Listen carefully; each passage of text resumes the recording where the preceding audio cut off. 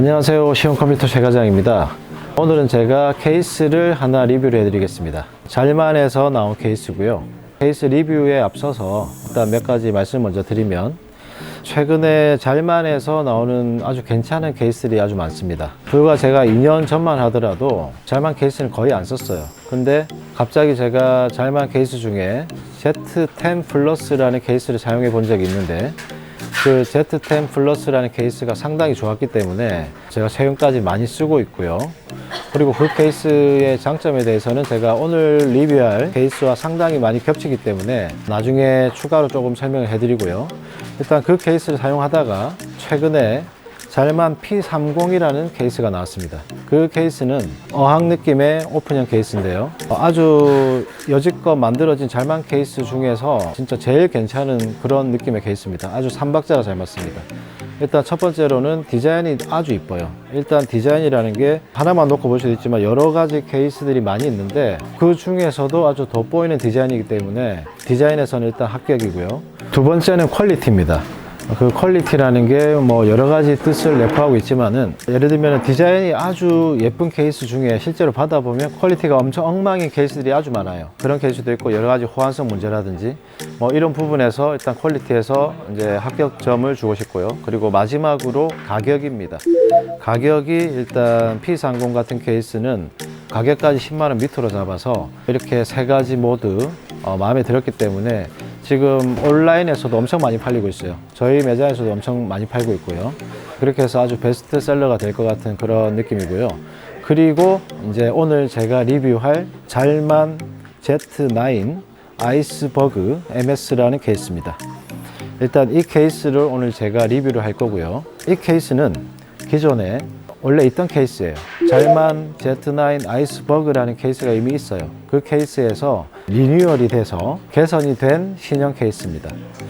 일단은 뭐 케이스들이 원래 새로 나올 때는 뭐 디자인도 싹 바뀌고 이름도 바뀌고 이렇게 나와야 되는데, 이런 식으로 같은 디자인을 사용하고 그리고 이름까지 같이 쓰는 경우는 리뉴얼이 될 때뿐인데, 그게 원래 같은 경우는 이제 잘 팔리던 케이스들이 리뉴얼이 될 때는 아무래도 케이스가 오래됐지만 트렌드가 계속 바뀌다 보니까 그 트렌드를 따라가기 위해서 조금씩 리뉴얼을 시키는 경우가 있고요. 이건 제 생각인데, 이 잘만 Z9 이 케이스 같은 경우는 기획을 한 대로 판매를 하다가 판매가 좀 많이 안 됐기 때문에 새로 리뉴얼을 한 것 같아요.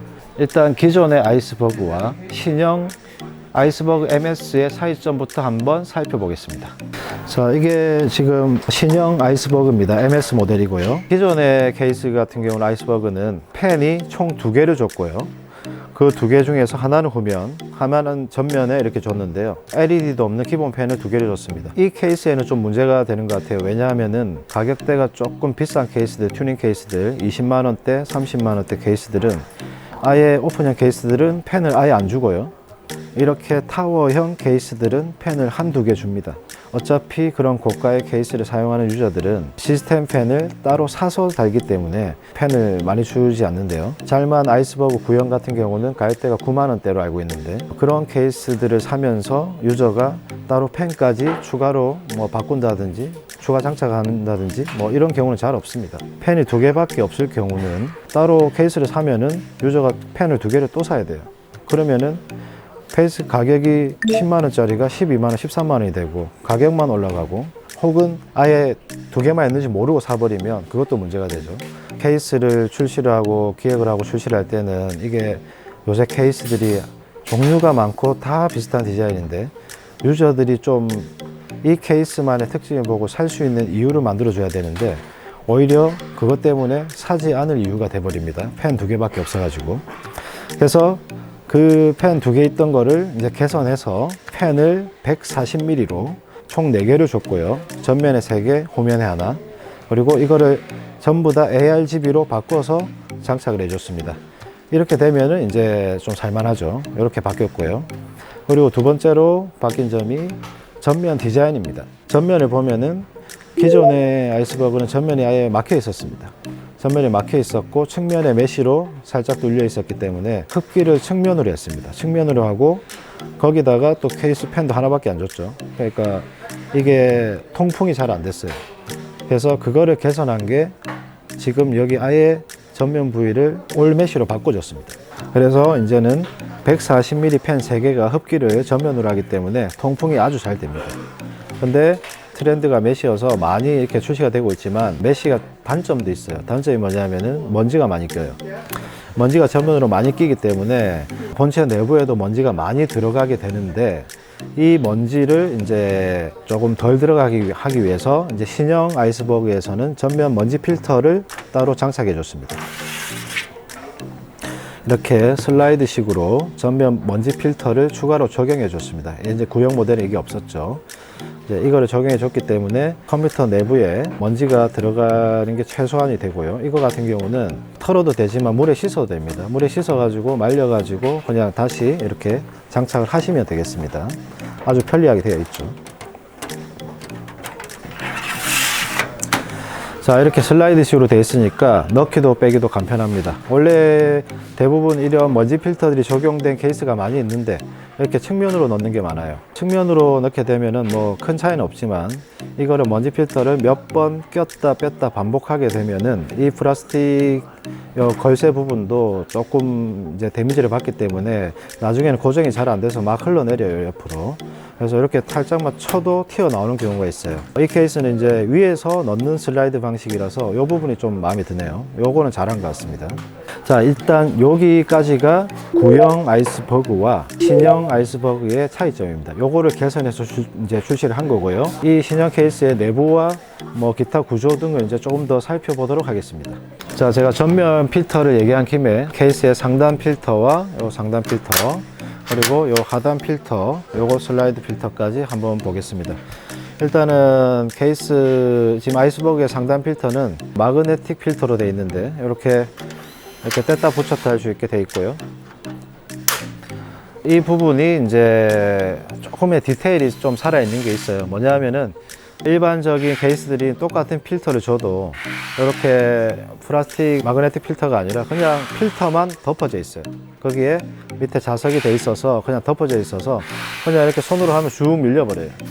그래서 실수로 컴퓨터를 들다가도 컴퓨터를 이렇게 하다가 놓칠 수가 있습니다.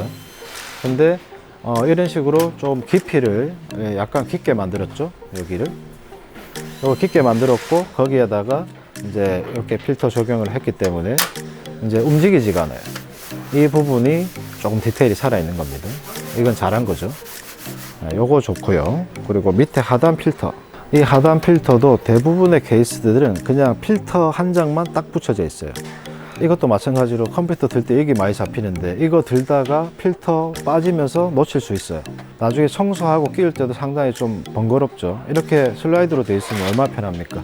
이렇게 되어 있어 가지고 한번 이제 청소 싹 하고 깨끗하게 청소 싹 한 다음에 이렇게 깔끔하게 그냥 슬라이드로 밀어 넣기만 하면 되니까 엄청 편합니다.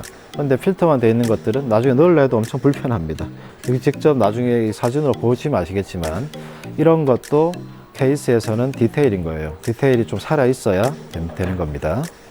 자, 그 다음 볼 부위는 전면 I/O 패널입니다. 요거는 사실 최근에 나온 케이스들의 구조가 너무 흡사하고 비슷하기 때문에 별게 없는데, 아이스버그에서 설명드릴 만한 거는 이 부분을 보시면 USB-C 타입을 지원해 주고 있습니다. 이게 없는 케이스들도 꽤 있죠. 이 부분을 지원해 주고 있고요.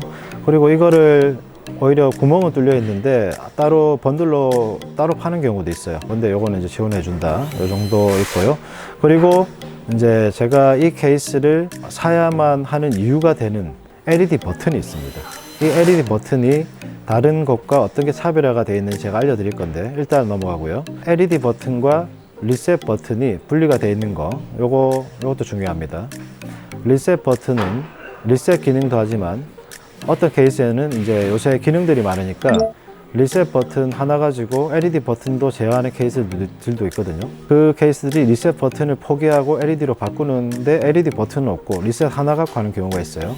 그러니까 뭐 저가들이 그렇고요. 비싼 거는 이제 이렇게 따로 나눠져 있지만, 이제 그 와중에 이제 추가로 LED 버튼이 있는 케이스들이 요새 많이 있는데, 이 LED 버튼의 기능은 저가들 같은 경우는 LED의 ON/OFF만 됩니다. 여기에 누르면 ON, 다시 누르면 OFF, 이렇게만 되고요. 이 정도 10만 원대 정도 되면서 퀄리티가 되는 케이스들은 LED 버튼 기능이 추가로 온, 오프 말고도 이제 색깔을 바꿀 수가 있습니다. 누를 때마다 색깔이 계속 변해요. 이 기능은 이 잘만 아이스버그만 있는 기능은 아닙니다. 요새 나오는 대부분의 케이스가 어느 정도 퀄리티만 되면 색깔 변경은 원래 다 됩니다. 온오프도 되고요. 근데 제가 이 LED 키를 강조하는 이유는 아이스버그 같은 경우는 이 LED에 연결되어 있는 컨트롤러가 따로 되어 있습니다. 지금 이 컨트롤러인데요. 두 가지 기능이 있습니다. 하나는 팬 컨트롤러, PWM 팬 컨트롤러가 있고요. 하나는 5V 3핀 RGB 컨트롤러가 있습니다. 이걸로 색상 변경을 할 수가 있죠. 그리고 이게 장점이 저가 케이스들은 팬 컨트롤러가 따로 없어요. 쉽게 말하면 팬 컨트롤이 안 된다는 얘기입니다. 돌아가기만 하고 속도는 그냥 항상 고정이에요.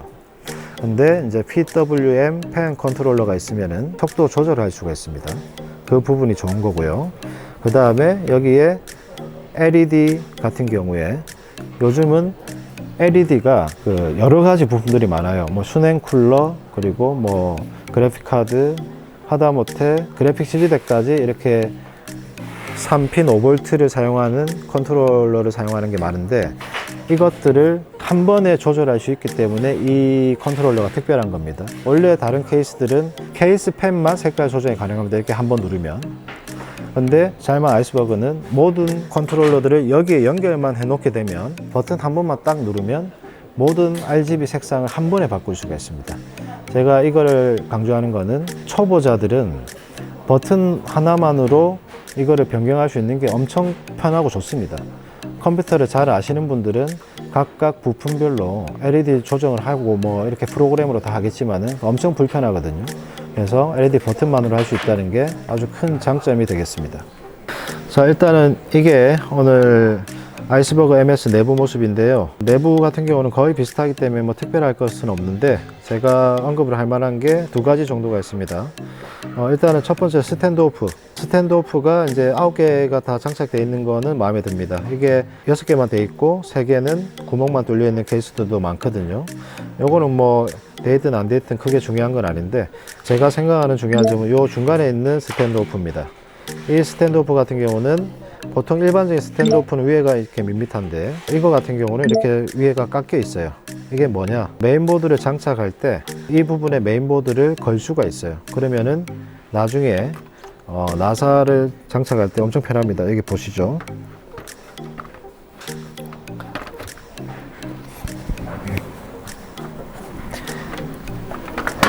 자, 이렇게 끼울 수가 있습니다. 자, 이렇게 끼워지면 어떻게 되냐면 나머지 나사는 이렇게 드라이버를 편하게 할 수가 있어요. 원래 이게 없으면 양손을 써야 돼요. 이렇게 잡고 있으면서 이렇게 하려면 엄청 불편하죠. 이게 엄청 사소한 거지만은 이런 것도 디테일입니다. 이런 게 되어 있으면 조립하는 데도 상당히 도움이 되고요. 특히나 초보자들한테는 이런 게 되어 있는 게 훨씬 편합니다. 메인보드가 종류가 많고 구멍은 다 똑같은 규격이지만, 그렇다고 해서 무조건 갖다 댄다고 구멍이 딱딱 다 잘 맞는 게 아니에요. 간혹 조금씩 뒤틀린 경우가 있기 때문에 여기에만 맞춰주면은 엄청 편하게 조립을 할 수가 있습니다. 자, 그리고 두 번째로 그래픽 지지대입니다. 이 그래픽 지지대는 제가 이 달아놓은 것에 일단은 좋은 점수를 주고 싶습니다. 왜냐하면은 이 그래픽 지지대를 제공하는 케이스들은 상당히 많습니다. 이거를 근데 문제는 안 달아놓고 따로 제공을 한다는 거예요. 이거 따로 제공해 놓으면 어떻게 되냐면, 일단은 대부분의 사람들이, 물론 장착하는 사람도 있겠지만 있는 줄도 몰라서 아예 이거를 장착 안 한 사람이 아주 많아요. 이거를 달아놨기 때문에 그래픽 지지대라고 이제 보이기 때문에 이제 요거를 그래픽 달아서 쓰는 거지, 애초에 몰라가지고 안 다는 사람도 많고요. 그리고 두 번째로 장착 방식입니다. 요 장착 방식이 케이스 요 대부분에서 나와서 앞쪽으로 지지를 하는 방식이 제가 볼 때는 제일 안정적이에요. 이게 만약에 그래픽 지지대가 뭐 따로 제공을 해서 그냥 이렇게 세우는 방식이다. 그러면 어떻게 되냐? 그러면 세우는 방식이면은 이거는 고정이 되어 있지만 세우는 방식은 잘 빠져요. 뭐 어디 들고 가야 되거나 아니면은 저 같은 경우는 이 컴퓨터를 지지대를 장착해서 택배를 발송해야 되는데, 그러면 지지대를 빼고 줘야 돼요. 불편하죠. 나중에 열어서 다시 넣어야 되니까. 그러니까 이렇게 아예 이렇게 되어 있으면 편한 겁니다. 이런 게 달아놓고 주는 것과 안 달아놓고 주는 것도 이만큼의 차이가 있습니다. 자, 그리고 요 내부의 이제 스펙을 조금 봐야 되는데, 일단은 여기에 CPU 쿨러의 장착 길이 제한은 185mm입니다.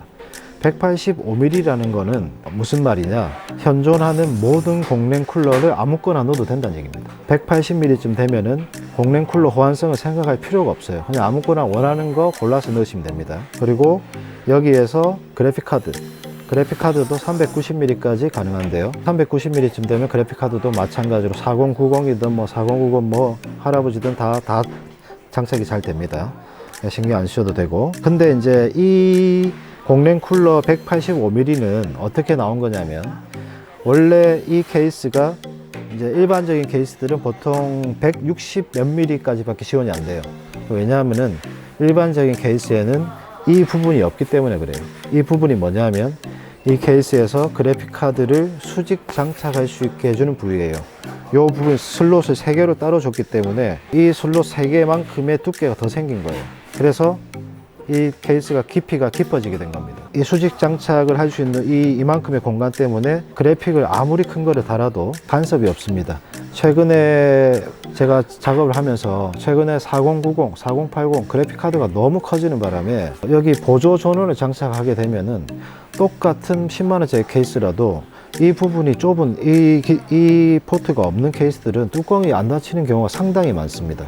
그런데 우연찮게 요거를 달아주게 되면서 깊이가 이만큼 깊어지면서 그 부분도 해결이 자동으로 됐어요. 이 부분은 좋은데, 문제는 이 케이스에 단점이 하나 있다면, 이 슬롯이 지금 그래픽카드 뭐 옆면 닫는데 도움도 되지만 이 부분이 또 단점이 되기도 합니다. 이게 뭐냐 하면은 이거를 해놓은 이유가 뭐냐, 그래픽카드 수직 장착하기 위해서라고 했죠. 근데 문제는 이 자리에 요새 나오는 4000 시리즈들을 큰 거를 수직 장착을 해버리면 이거는 문제가 돼요. 왜냐하면은 이 옆면과 그래픽카드 펜 거리가 거의 없어요. 그래서 그래픽 펜이 제대로 쿨링을 못해요. 그렇기 때문에 지금 이 부분은 제가 볼 때는 별로 사용을 안 하시는 걸 추천드립니다. 애초에 조금 괜찮은 케이스들을 보면 이렇게 라이저 키트를 장착을 여기를 할 수 있게 해 놓은 게 아니고, 이렇게 두껍게 만들어 놓은 다음에 구멍을 여기 뚫는 게 아니에요. 라이저 키트가 이 부분으로 쑥 들어가게 따로 만들어서 파는 겁니다. 지금 아이스버그 같은 경우는 라이저 케이블만 사면은 이렇게 수직 장착을 할 수 있다고 했는데, 그렇게 사용하면은 안 될 것 같네요. 좀 고가의 그래픽 카드를 사용하시는 분들은 그냥 일반 장착을 하시는 것을 추천드리겠습니다. 자, 일단 여기 내부 구조는 여기까지고요. 뒷면을 한번 보겠습니다.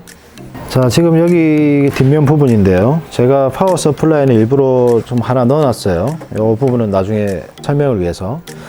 자, 뒤에를 보면은 일단은 저장 장치 장착 부위가 지금 여기 왼쪽 하단에 2개, 그리고 오른쪽 요 부분에도 2개가 있는데요. 요 아이스버그 MS의 장점이 있다면 하나 있네요. 뭐냐 하면은 별건 아니에요. 여기 보면은 여기 SSD 장착도 되고, 구멍만 조금 더 뚫어 가지고 HDD 장착이 2개도 가능합니다. 이게 뭐 무슨 장점이냐 하시겠지만, 이게 아주 큰 장점이 될 수 있어요. 왜냐하면은 최근에 나온 케이스들은 하드디스크 2개밖에 장착이 안 돼요. 근데 하드디스크 2개 장착만 충분하신 분이 있는 게 아닙니다. 보통은 요새는 하드는 거의 안 쓰지만은 하드를 쓰는 사람들은 엄청 많이 써요. 막 3개, 4개, 5개씩 씁니다. 근데 2개밖에 장착이 안 되는데 하드디스크를 많이 장착되는 케이스를 찾아보면 어떻게 되냐면, 그런 케이스들이 분명히 있는데, 문제는 그런 케이스들은 대부분 보면 디자인이 엄청 구려요. 그리고 종류도 많이 없고요. 그래서 제가 봤을 때는 여기에 대부분의 케이스들이 SSD만 장착할 수 있게 해놨어요. 이것처럼 하드디스크를 추가로 장착할 수 있게 한 케이스는 제가 아직은 못 봤습니다.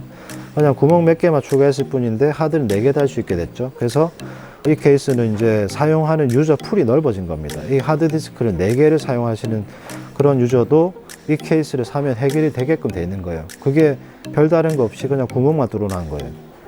그 차인데도 이것도 아까도 계속 말했지만 이제 이 케이스를 사야 되는 이유 중에 하나가 되는 겁니다. 이 사소한 것 때문에 바뀌는 거죠. 그 다음에 이제 요 밑에 하단부를 좀 볼게요. 이 하단부는 별거 없습니다. 제가 하나 말씀드리고 싶어서 한 건데, 이 부분이 뭐냐 하면 하드디스크 지금 연결하는 장착하는 부위를 이동할 수 있는 거예요. 슬라이드식으로. 근데 이것도 마찬가지로 조금의 이제 디테일이 살아있는 게, 보통 이런 케이스들을 이제 하드디스크를 다 옮길 수 있게 돼 있어요. 요새 나온 것들은. 근데 아예 이거를 나사를 풀어서 이렇게 드러내야 돼요. 원래라면. 대부분의 케이스들이 그래요. 그걸 다시 넣어야 되고요. 엄청 불편하죠. 근데 요거 같은 경우는 이 4개의 고무 마킹으로 슬라이드식으로 만들어 놨어요. 그래서 엄청 편해요. 이거 파워 서플라이를 제가 넣어 놓은 것도, 일반 파워는 요까지 공간밖에 차지 안 하지만은 고급 파워들은 공간을 이만큼 차지합니다. 그렇기 때문에 이 베이도 왔다 갔다 해야 되거든요. 이렇게 왔다 갔다 해야 되는데, 이렇게 슬라이드식으로 편하게 만들어 놨어요. 이것도 저는 점수를 주고 싶습니다. 이런 거 솔직히 별로 중요한 것 같지도 않지만은 이런 것도 디테일인 것 같습니다. 이렇게 편하게 만들어 놓으면 조립하기도 편하고, 뭐 다른 케이스들에 이것도 차별점이 됩니다. 그리고 마지막입니다. 지금 요 파워 서플라이를 장착하는 부위인데요. 요거는 뭐 제가 볼 때는 뭐 특별할 건 없어요. 이것도. 근데 대부분의 케이스들이 이 부분이 따로 이렇게 탈부착이 불가능합니다.